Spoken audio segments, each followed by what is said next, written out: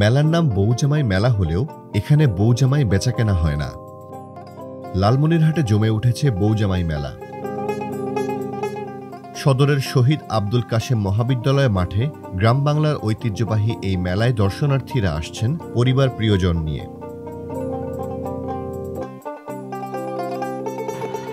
গলায় মালা ও শাড়ি পরে মেয়েরা জামাইকে নিয়ে মেলায় এসে আনন্দ উপভোগ করছেন।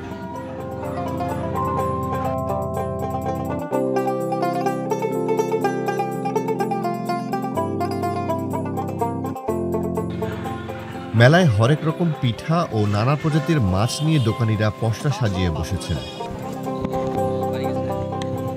পৌষের শীতের আমেজে কেনাকাটা আর আনন্দ উপভোগ করতে পেরে খুশি নতুন পুরাতন দম্পতিরা। মেলায় ঘুরতে এসে খুব ভালো লাগলো। এই মেলার প্রধান উদ্দেশ্য হলো জামাই এবং বউ। আমরা জামাই বউর সঙ্গে ছবি তুললাম, তারপর ফুচকার দোকানে ফুচকা খাইলাম। আমরা কিন্তু রিসেন্ট বিয়ে করছি। তারপর কিছু কসমেটিক করলাম। এই যে ঘুরতেছি, ভালোই লাগতেছে। পিক উঠাইলাম। আমার মেয়েকে নিয়ে আমরা ঘুরলাম, দেখলাম। এখন পিঠা খাবো। অনেক বাচ্চাদের খেলাধুলার জিনিস আছে, অনেক কিছু বের হইছে, মাছ বের হইছে। দেশের বিভিন্ন প্রান্ত থেকে পরিবারের সদস্যদের নিয়ে অনেকেই এসেছেন এই মেলায়। জেলা শহর থেকে কিছুটা দূরে এই মেলার আয়োজন করায় ফুটে উঠেছে গ্রামীণ আবহ। মেলার আয়োজন দেখে মুগ্ধ সবাই। কিছুটা ঐতিহ্যবাহী এই মেলাটা। ভাই সহ চলে আসছি, আপু সহ।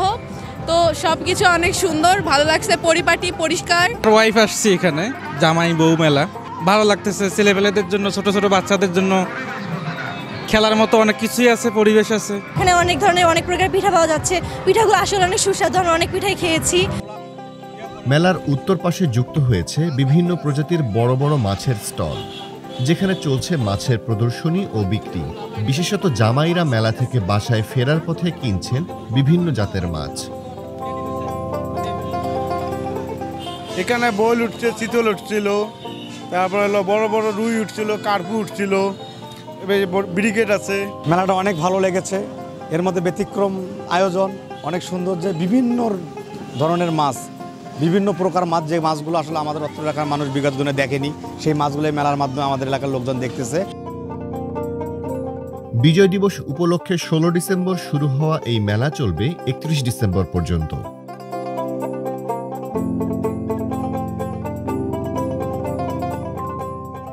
মেলায় নতুন প্রজন্ম বিলুপ্তপ্রায় বিভিন্ন পিঠার সঙ্গে পরিচিত হচ্ছে। গ্রাম বাংলার হারানো ঐতিহ্য ফিরিয়ে আনতেই এই ব্যতিক্রমী মেলার আয়োজন বলছেন আয়োজকরা।